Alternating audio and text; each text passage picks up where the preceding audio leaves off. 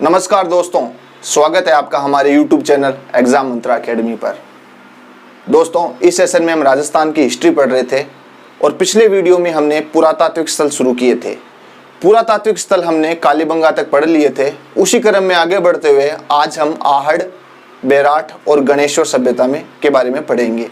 Video शुरू करने से पहले आपसे रिक्वेस्ट करना चाहूँगा, अगर आप हमारे YouTube चैनल पर नए हैं तो हमारे चैनल को सब्सक्राइब कीजिए, साथ ही बेल आइकन को प्रेस कीजिए ताकि फ्यूचर में आने वाले वीडियो का नोटिफिकेशन सबसे पहले आपको मिल सके। अगर आपको हमारा वीडियो अच्छा लगता है, हमारे वीडियो को लाइक कीजिए, साथ ही अपने दोस्तों के साथ हमारे वीडियो को शेयर कीजिए ताकि हमारे वीडियो से वो भी लाभ उठा सकें। तो चलिए दोस्तों, आज हम शुरू करते हैं आहड़ पुरातात्विक स्थल से। आहड़ जो पुरातात्विक स्थल है वो उदयपुर में है। ये एक ताम्रयुगीन सभ्यता थी। तो सबसे पहले आहड़ है कहां पर? उदयपुर में। कौन से काल की जानकारी हमें यहां से मिली? ताम्रयुगीन।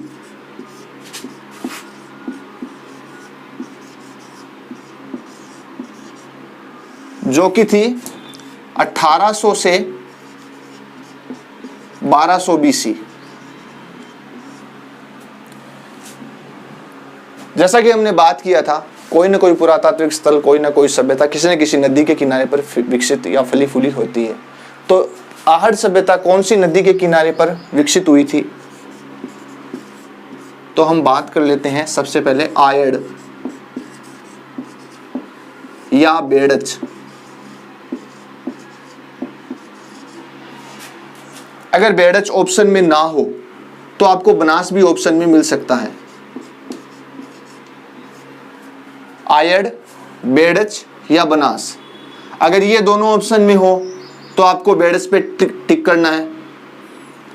एक बार एक क्वेश्चन आया था एग्जाम में जिसमें बेड़च ऑप्शन में नहीं था, उसमें बनास ऑप्शन में था, तो अपन को बनास सही करना पड़ा। लेकिन जहां पर ये दोनों ऑप्शन में आ जाए वहां पर बेड़च सही करना है। ठीक है दोस्तों, अब बात करते हैं आहड़ सभ्यता का जो उत्खननकर्ता कौन था। इसके जो उत्खननकर्ता थे वो थे R.C. अग्रवाल और अक्षय कीर्ति व्यास।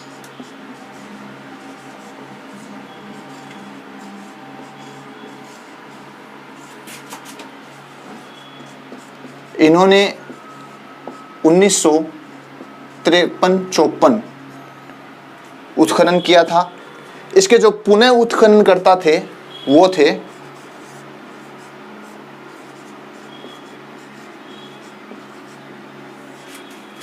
थे H.D. सांकलिया और V.N. मिश्रा।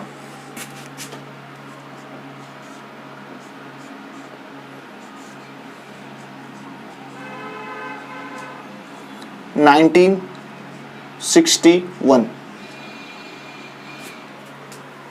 1961 आहड़ जो है उदयपुर में है।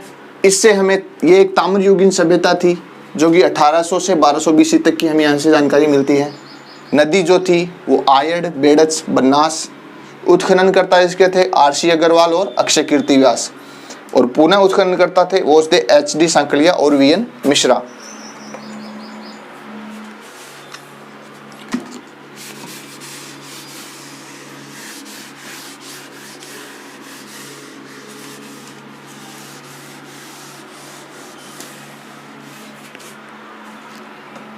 इसका अन्य क्या नाम है? आहड़ का अन्य नाम, इसको ताम्रवती नगरी,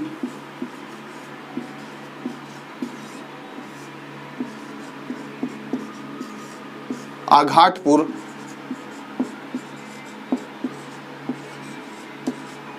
धूलकोट,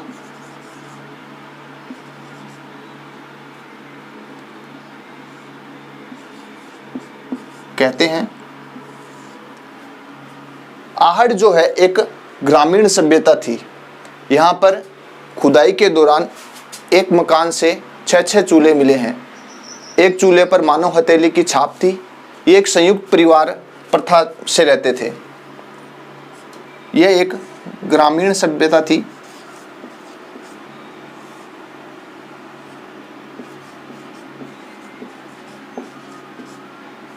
और संयुक्त परिवार प्रथा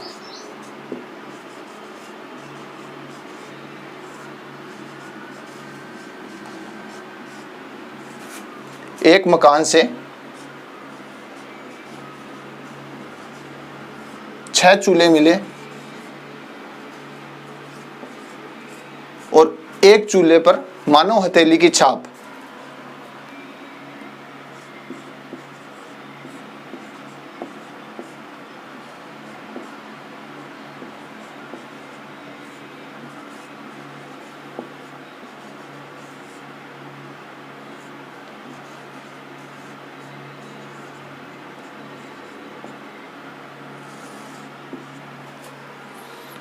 इसके अन्य नाम है ताम्रवती नगरी, आघाटपुर, धूलकोट। ये एक ग्रामीण सभ्यता थी, संयुक्त परिवार में रहते थे। एक मकान से 6 चूल्हे मिले हैं जिस पर एक चूल्हे पर मानव हथेली की छाप थी।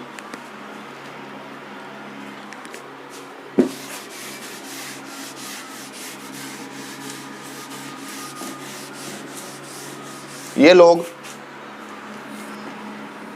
लोग शवों को आभूषण सहित दफनाते थे और शव होता था उसका सर उत्तर दिशा की तरफ रखते थे। यहाँ पर चावल के प्रमाण भी मिले हैं, चावल की खेती के, तो ये भी लिख लेते हैं। शव को आभूषण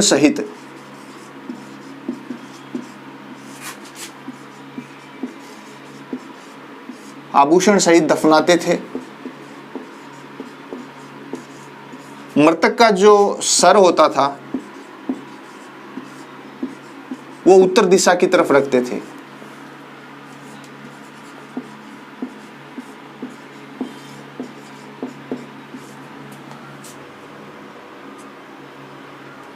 शव को आभूषण सहित दफनाते थे, मृतक का सर उत्तर दिशा की तरफ। चावल की खेती के प्रमाण मिले हैं यहां से।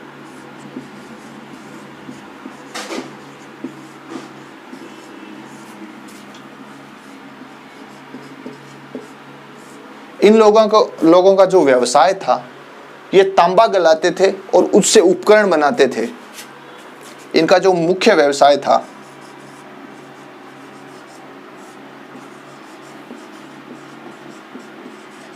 वो क्या था? तांबा गलाना और उपकरण बनाना।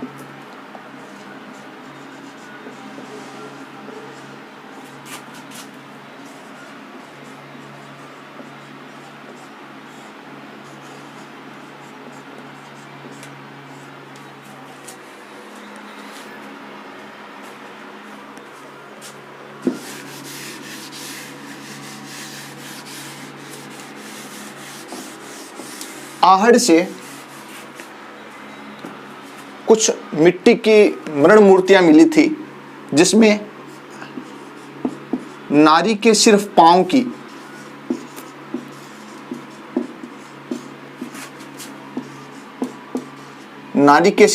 की और बनासियन बुल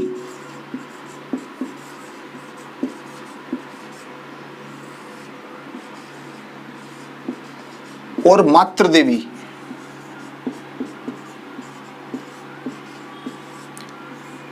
देवी की प्रतिमा मिली। तो ये क्वेश्चन भी आ सकता है कि कौन सी सभ्यता के अनुसार जहां से सिर्फ नारी के पांव की मूर्ति मिली है, तो ये आहड़ होगा उसके अंदर।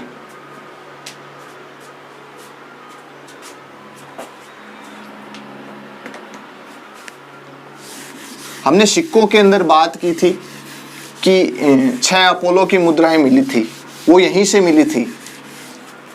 6 अपोलो की मुद्राएं मिली थी यहां से।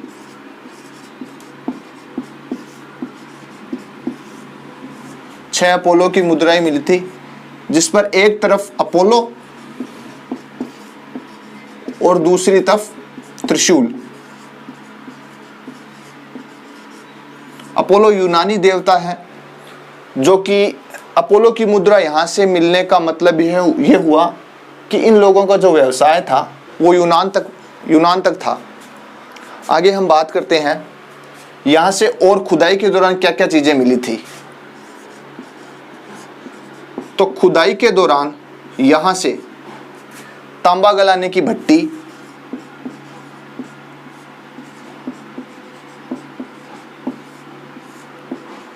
जो कि अपन ने बात की थी कि ये लोग तांबे के उपकरण बनाते थे, तांबे को गलाकर तांबे के उपकरण बनाते थे। तो यहाँ से मिली थी तांबा गलाने की भट्टी, साथ ही तांबे की कुल्हाड़ी,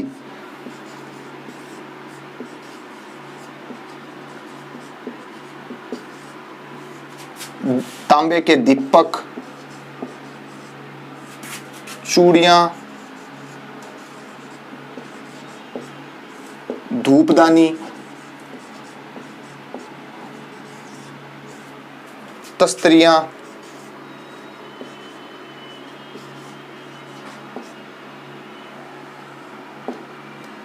आदि चीजें यहां से मिली थी।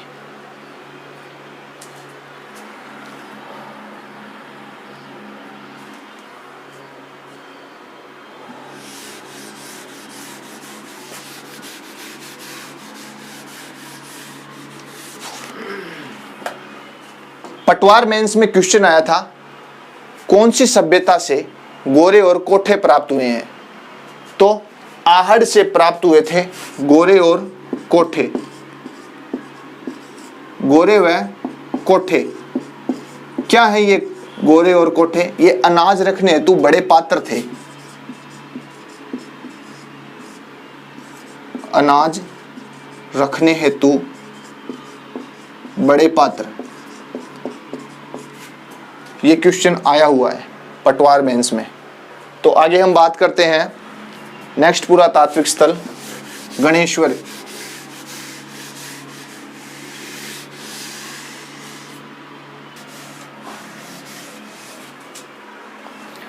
अब हम बात करते हैं गणेश्वर की।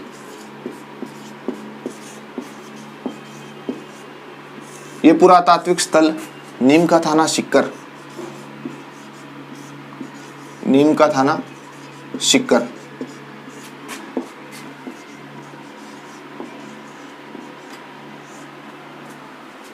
यहां से कौन सी नदी के किनारे पर था ये था कांतली नदी के किनारे।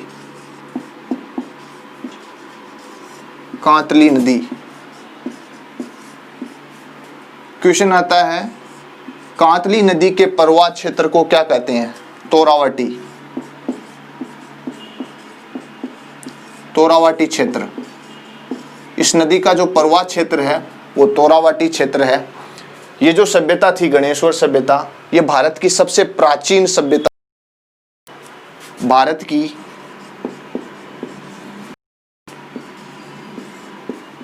सबसे प्राचीन ताम्रयुगीन सभ्यता।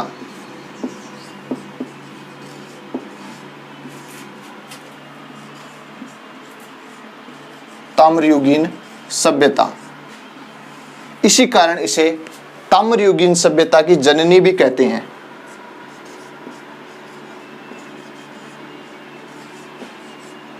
ताम्रयुगीन सभ्यता की जननी।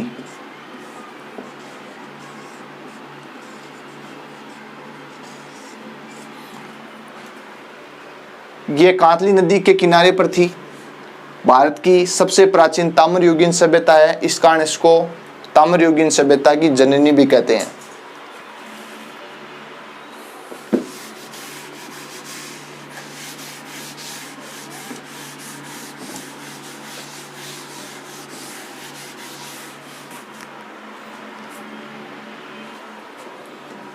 इसके जो उत्खनन करता थे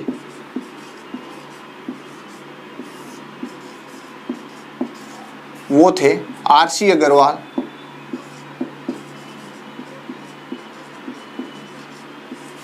विजय अग्रवाल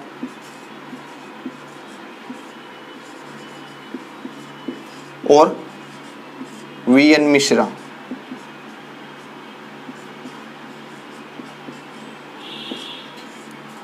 इन्होंने 1977 1970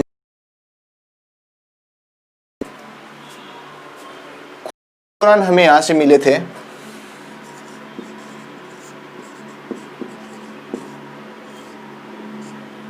खुदाई के दौरान हमें यहां से मछली पकड़ने का कांटा,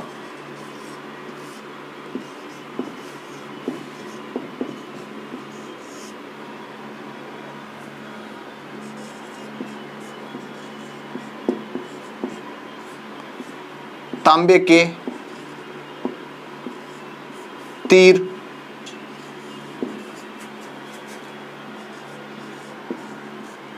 भाले, बाणाग्र,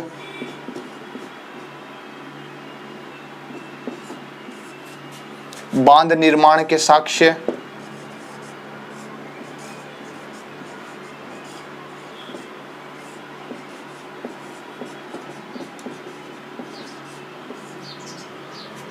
पत्थर के मकान,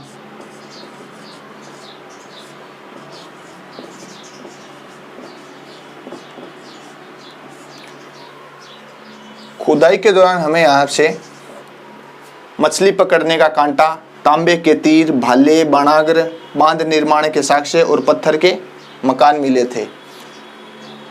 एक साथ सबसे ज्यादा ताम्र उपकरण यहीं से मिले थे। भारत में एक बार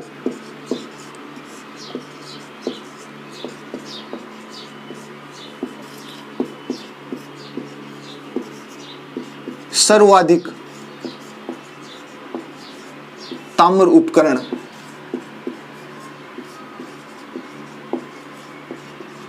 यहीं से मिले थे। भारत में एक बार में सर्वाधिक ताम्र उपकरण हमें यहीं से मिले थे।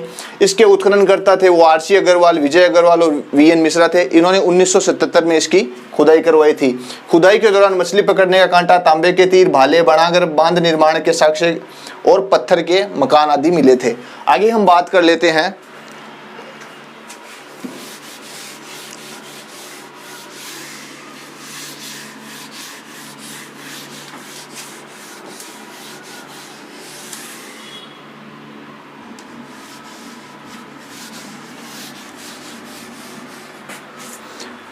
अब हम बात करते हैं बेराट की।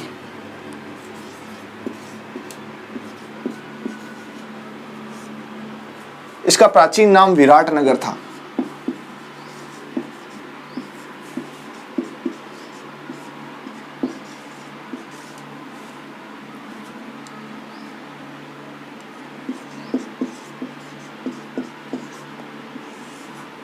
इसके अवशेष हमें मिले थे भीम डूंगरी,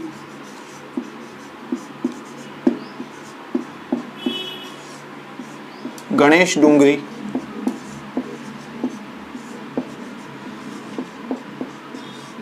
और बिज्जक की पहाड़ी से।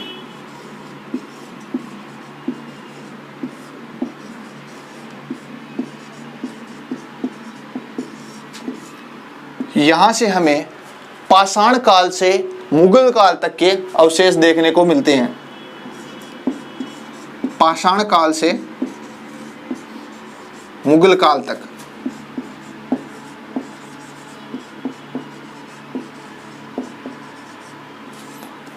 पाषाण काल से मुगल काल तक। इसके जो उत्खनन करता थे वो थे दयाराम साहनी।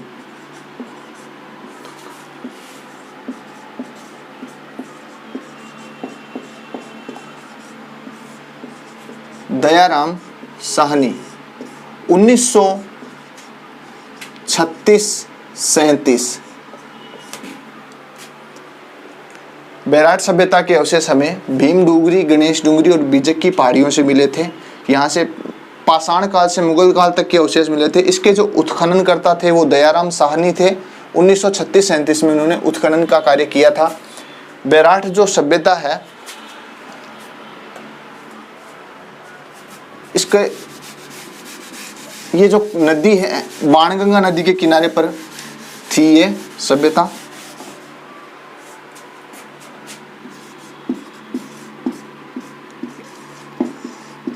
बाणगंगा नदी बाणगंगा नदी को अर्जुन ने तीर मार के निकाला था।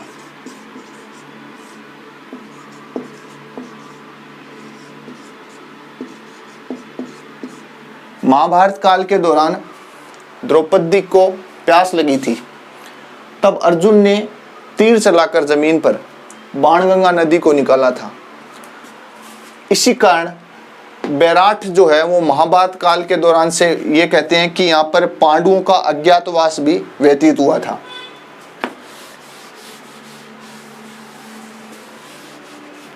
अब हम बात करते हैं सबसे पहले पाषाण काल की, जिसके अवशेष बैराठ से मिले हैं। पाषाण काल के टाइम के यहाँ पर कुछ चित्रित शैलाश्रय मिले थे, जिनकी अब हमने पहले बात की थी।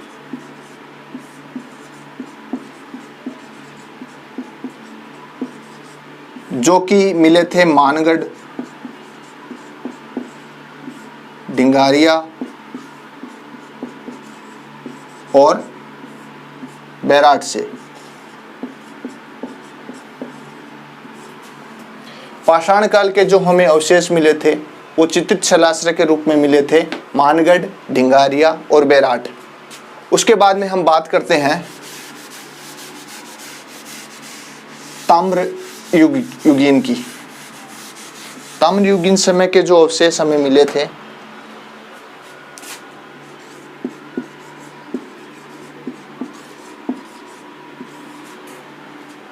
वो मिले थे जोधपुरा से।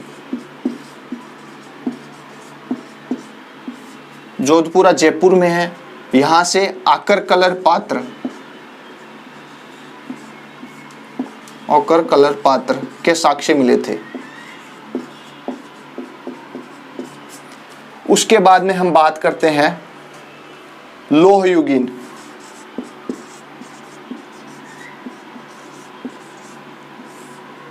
लौह युगीन काल के हमें यहां पर दो चीजें मिली थी, PGW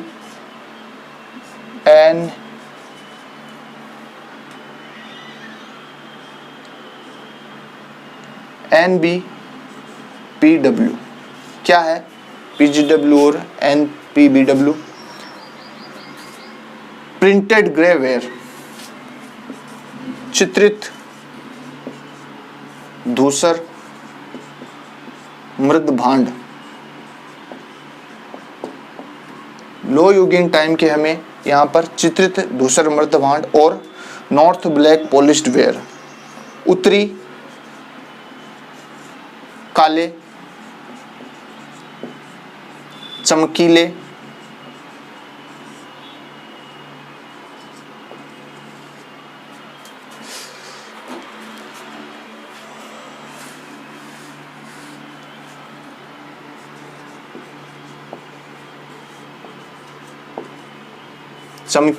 मृद भांड ये मिले थे। ताम्रयुगीन काल के जो अवशेष मिले थे वो जोधपुरा से मिले थे। यहाँ से ओकर कलर पात्र मिले थे और लोह युगीन जो सभ्यता थी उसके अवशेष के रूप में चित्रित धूसर मृत भांड और उत्तरी काले चमकीले मृत भांड ये मिले थे। उसके बाद में हम बात करते हैं मौर्य काल की।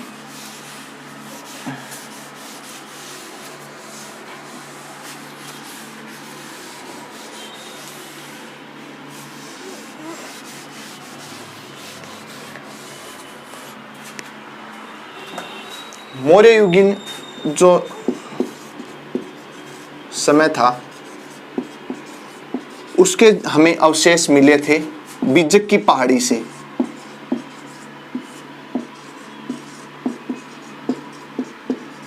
बीजक की पहाड़ी से हमें क्या क्या मिला था? मौर्य युगीन यहाँ के जो यहाँ बीजक की पहाड़ी से मिले थे। बीजक की पहाड़ी से हमें बौद्ध मठ, बौद्ध मंदिर,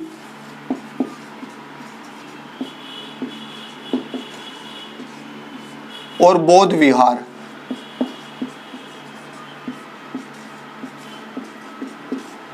बौद्ध मठ, बौद्ध मंदिर, बौद्ध विहार के अवशेष मिले थे। साथ ही बीजक की पहाड़ी से हमें अशोक का भामरू शिलालेख मिला था। अशोक का बामरू शिलालेख बहुत ही इंपॉर्टेंट चीज है, इसके बारे में थोड़ा हम अलग से चर्चा कर लेते हैं। अशोक का बामरू शिलालेख, अशोक का बामरू शिलालेख ये मिला था बीजक की पहाड़ी से। तो थोड़ा सा ये अलग अलग बात कर लेते हैं बामरू शिलालेख के बारे में। मौर्य काल के अवशेष हमें सारे बीजक की पहाड़ी से मिले थे। बीजक की पहाड़ी से बौद्ध मंदिर, बौद्ध मठ, बौद्ध विहार के अवशेष मिले थे। साथ ही अशोक का बामरू शिलालेख मिला था। अब थोड़ी सी बात कर लेते हैं बामरू शिलालेख के बारे में। बामरू का शिलालेख, बामरू का जो शिलालेख था इसकी खोज की थी कैप्टन बर्ट ने।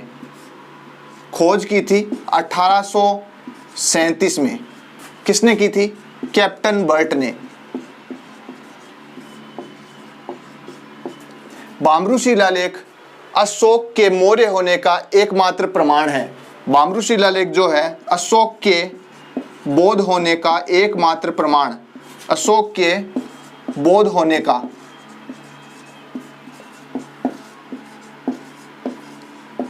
एकमात्र प्रमाण क्या है? बामरू शिलालेख। इसमें बौद्ध त्रिरत्न बुद्ध धम्म संघ में आस्था व्यक्त की गई है। इसमें बौद्ध धर्म के त्रिरत्न, बौद्ध धर्म के त्रिरत्न बुद्ध,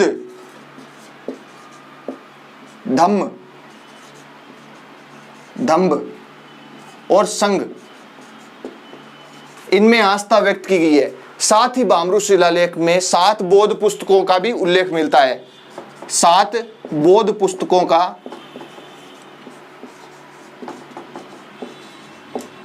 उल्लेख मिलता है। हमने बात की अशोक के बामरू शिलालेख की।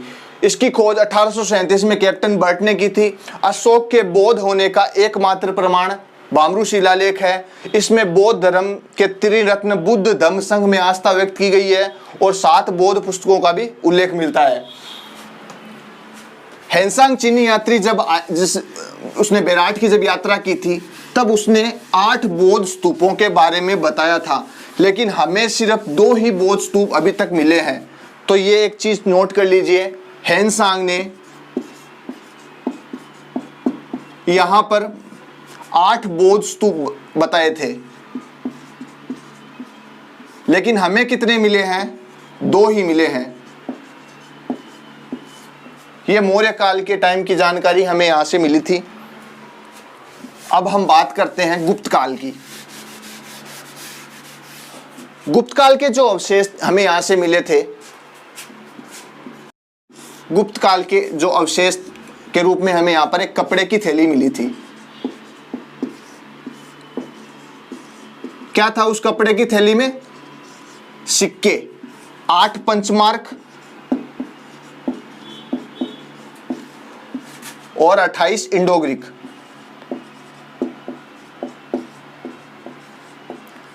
और इन 28 में भी 16 थे मिनाडर के। मिनाडर एक यूनानी राजा था जो कि यहां पर इंडोग्रीक और यूनान से संपर्क, इस चीज के बारे में हमें पता चलता है। साथ ही यहां पर गुप्तकालीन लिपि के भी अवशेष मिले थे। कुछ अन्य बातें मुगल काल के टाइम की बता देता हूं। अकबर ने यहां पर एक टकसाल खोली थी। अकबर ने टकसाल खोली थी जिसमें तांबे के सिक्के निर्माण किए जाते थे, बनाए जाते थे।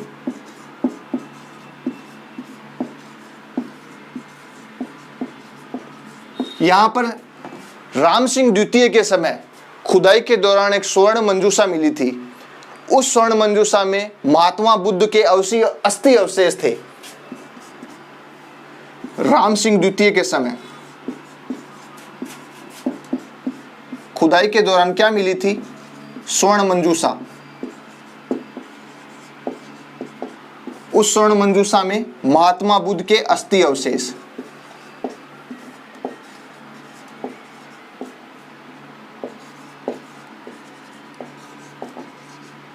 अस्थि अवशेष।